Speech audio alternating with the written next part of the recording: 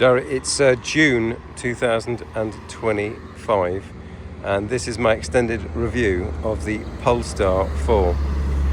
Now I've been fortunate enough to have this car for just under a week, and I actually would urge anyone wishing to actually purchase the Polestar 4 to do what I did, which is hire it for a week and see if it really is as good as they say. So we're going to do a long review. Like I say, we've had the car for a week, and so it's not just I've driven it for 3 hours journalist review. Let's start off with the actual styling of the car. So as you can see, it's beautiful. I mean, beauty is in the eye of the beholder, of course. However, I do think that the styling is very attractive by many people's judgment. The standout interesting feature, I think, that most people will hone in on immediately is that there is no rear window. So here we are looking at the back of the car. There's no rear window. There is a reversing camera and an LCD mirror, and we'll talk about that in detail later. The car, this is the dual motor car, which has a preposterous amount of power. We'll talk about that later. But let's just look at the styling of the car. I think it looks absolutely fantastic. I think it's described as an SUV coupe. It's got 21-inch 255 section wheels. And I think it looks very sexy. And behind that sexiness is hidden the size.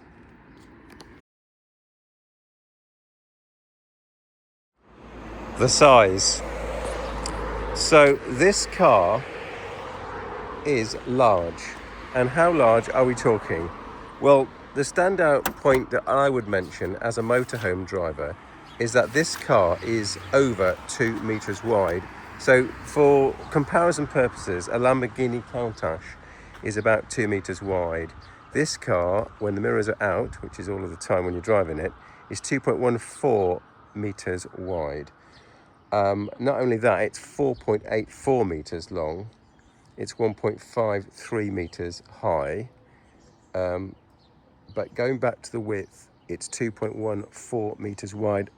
Again, as a reference point, a transit van is 2 meters wide. Our motorhome is 2.15 meters wide. And motorhomes are between 2.1 and 2.3 meters, generally speaking. So this is a very wide car, but it hides it very well because it's so well proportioned. However, as I will comment probably throughout the whole of this video, the size is a key problem depending on your country of driving.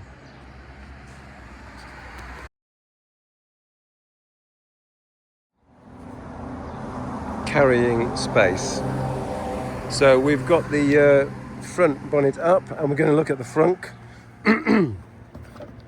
It's a fairly decent size. I guess you could put the cables in there, but most people tend to put the cables in the back. So let's look at the back.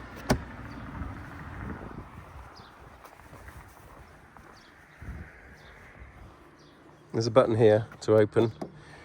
I'm from the generation of car owners whereby electrically open tailgates were never a thing. So I always still get a bit of a kick about the fact that I can open and close the tailgate electronically. So as you can see, this being a 4.84 meter long car, the rear boot without the seats folded down is pretty enormous. Let's look under the tray here, which I believe you can change, and you can see you can get a different height. So there's the space here, but you can put it down to give you a bit more boot space so that this lip is folding down, or you can rest it on here, and then it gives you a sort of a hidden space under that boot floor.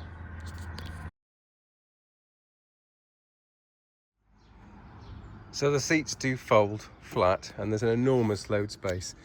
In the manual it says it's 1.9 meters long, and I fully believe that it passes our infamous bicycle test, which means I can get 2 road bikes in here, I believe, without taking any wheels off whatsoever. There's a flap here which comes down, so you can take this flap down and take it off, and then you've got a wider load entry space.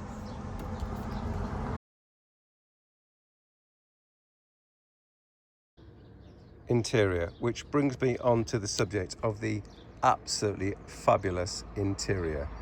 So the main thing you want, I think, in a car in 2025 is to feel that the interior is special. It makes you feel special. And I think the Polestar 4 really makes you feel special.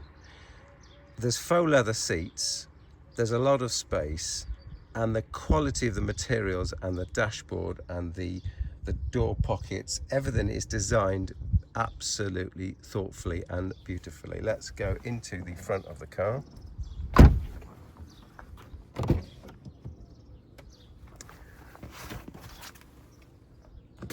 By the way, you've got this clear glass roof, which I didn't find any control. I thought there was a control to make it a frosted opaque glass, but I couldn't find that.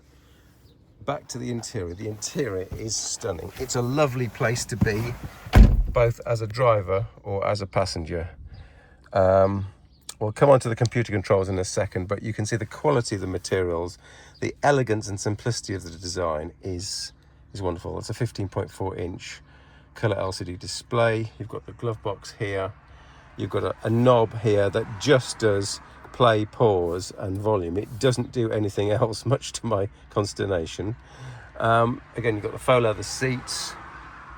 You've got a digital mirror. We're going to cover that separately. You've got a few controls up here. It's a really beautiful and special place to be.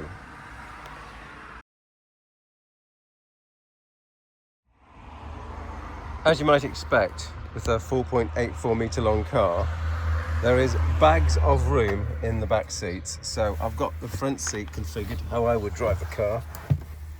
And as you can see, there's just gobs of space. There's a rear LCD panel here. There's USB-Cs at the back. And you can control the angle of one of the seats with this panel when it's powered up. There's an option to say turn off the back panel on the computer settings. As you can see, there's lots of vents. There's more speakers in this car you can possibly imagine. We have not been able to turn the stereo up to the loudest level, otherwise we'd be absolutely deafened and be driving around like chavs.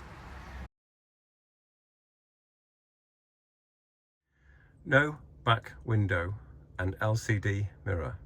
So I understand the designers wanted to give more space in the back for the rear passengers, and they've certainly accomplished that, although the car is rather large, so I'm not quite sure why that couldn't have been done with a back window. Nevertheless, we're talking about the fact that there's a camera here and an LCD mirror. Now, one of the things you'll notice is that if you were to move your head, of course, the perspective of the mirror doesn't change.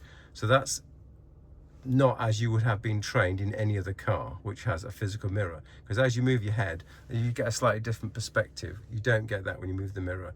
But my partner did say, as she's been a passenger, it's great for her because she can see the mirror, because the angle of this mirror is visible for her as well. So bad for me, good for her.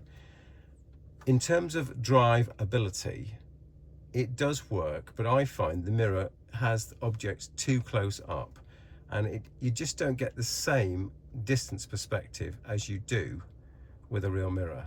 So what would you do instead? The idea is to use the cameras. So as you can see, when you move, if you were to move the steering wheel left and right, you see these lines represent where the car will be moving front and back towards.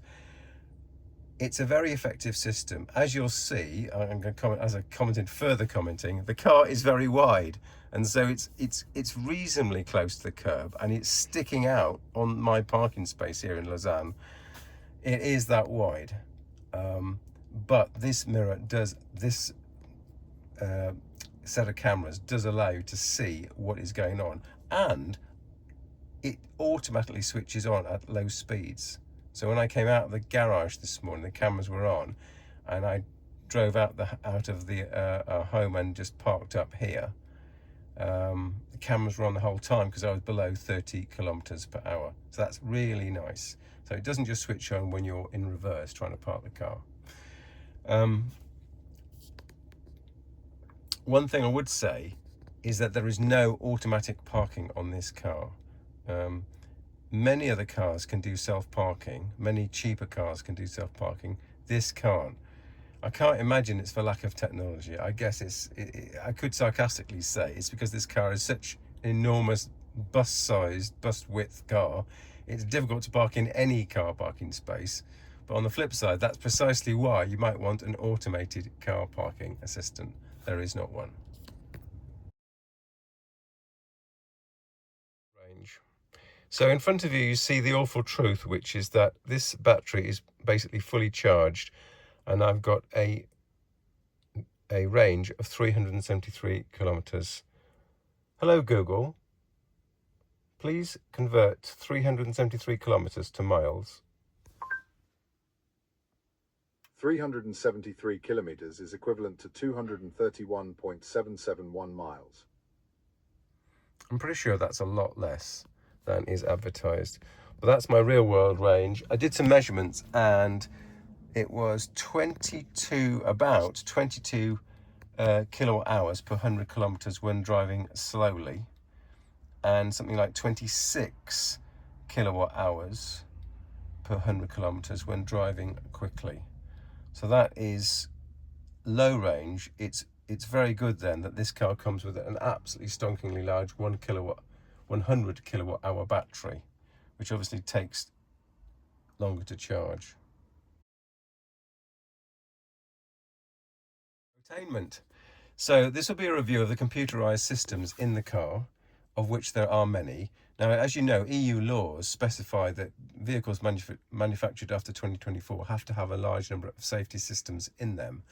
So given that that's always the case for modern cars, the question now kind of becomes, how good are those systems? And if they're a bit crap, can you switch them off?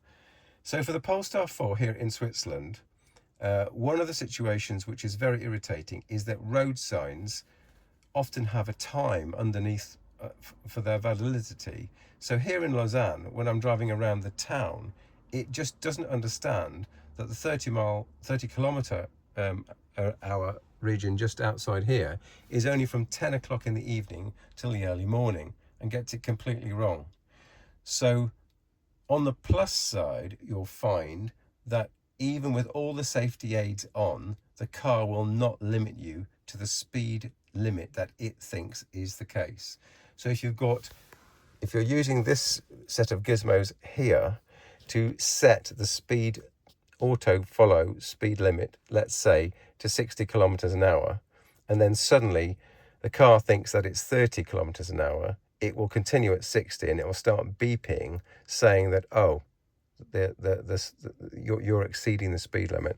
And then I have to scrabble for this button here, which is what stops everything. And I have found it very, very awkward, especially on approaching roadworks, to actually come out of the automatic auto follow mode. Anyway, let's concentrate on this computerized display. It's based on Android. It's a 15.4-inch screen. It's pretty responsive. It doesn't have this irritating, and another car had a hazard warning button which I kept on pressing, so that's never happened in this car. I'll just go through some of the menus so you can see how great it is. There are the different options. This is the main button where you can have the car quick controls, and you can change these favorites here to actually turn off some of those safety systems that you might not want to have on all the time. Alternatively, on the shortcut side here, you can, for example, let's go through all of them, shall we? So in the drive mode here, we've got creep on. So can I creep the car forward? Hill descent on or off. Suspension feel, I've got it set to nimble.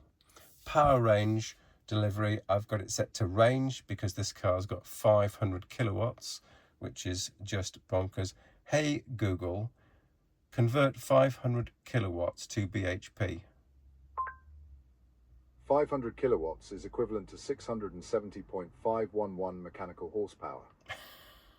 That's just bonkers. 670 horsepower, which is why this car accelerates to 60 miles an hour in less than 4 seconds. Let's continue. One pedal drive, I have that set on. It's beautifully, the feel is excellent. I descended a mountain range yesterday on the twisting mountain roads in Switzerland without using the brake at all, even on hairpin bends. Assistance modes.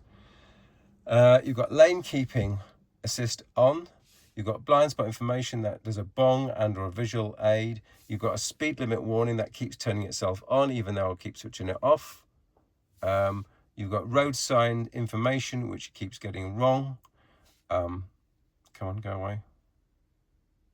You've got the pilot assist. The pilot assist option is to keep the car within the lane markings and at a certain speed, and that is what you control from this left side of the steering wheel. So you can press this button to set it up whilst you're driving, and effectively you can set a speed which it will not exceed, and it'll follow the car in front up to that speed, and this would cancel that, and that's back.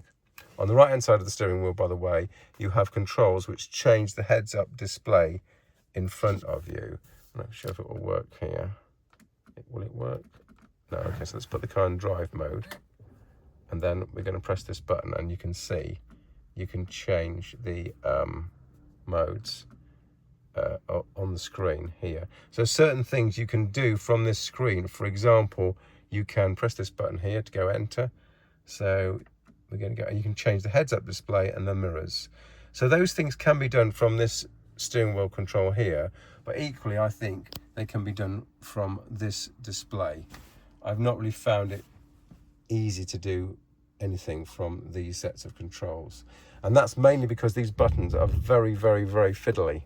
They just don't have the same kind of quality tactile feel as the rest of the car's integration. So it's a big minus for these kind of plastic-y, they are capacitive touch buttons, but they've got this very awkward motion and range. It really, really, really, if you watch other reviews, I'm sure other people will have said the same. But back to the infotainment, we're struggling on, we're continuing on. We've got the charge screen. I think this is important to show you the screen so you can see. Again, this is all based on Android. Here's the audio system. The audio system is just absolutely crackers. Like I say, it's so loud and such high quality. It's the best I've seen in an electric car ever so far. Exterior. Do you want bendy lights? Do you want the car to beep and make a light display when you use the app to find it? Interior. You can set the heads up. This is the same thing we saw on the console here. Seats. You can move the seats, although there are controls on the seats, of course. Ambient, you can change the color scheme. Lights, courtesy lights. Screens. I have the brightness set quite high. Glove box, do you want to open the glove box? There's no button, you have to do it via the control. And wireless, do you want to put wireless charging on? By the way, of course, this has an inbuilt SIM card, which I don't believe you pay for, but that provides the internet connection for this vehicle.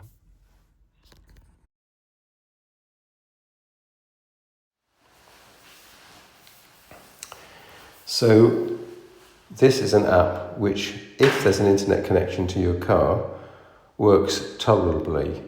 Unfortunately, there is no internet connection to the car. So in fact, the report is what it last saw.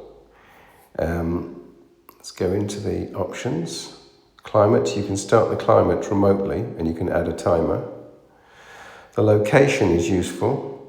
You can set the charge limit to not be 100%, and you can set a charge schedule. So if you've got a charging point at home, you could set a charge, for example, during an economical electricity period. The main thing I would like to comment on, and that's pretty much the app, by the way, we've got statistics, the car's software status, specifications, and so forth. The main thing I would like to comment on is the fact that on this Apple app, you should be able to set a digital key. But for me, it just does not work. If I press the button here, you'll see that or key that's been added to the car. So instead of using a physical key, I ought to be able to go and use that key from my smartphone. Unfortunately, it just does not work.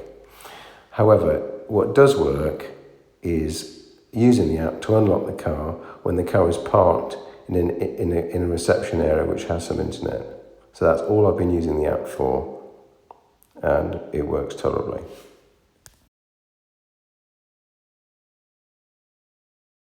Summary.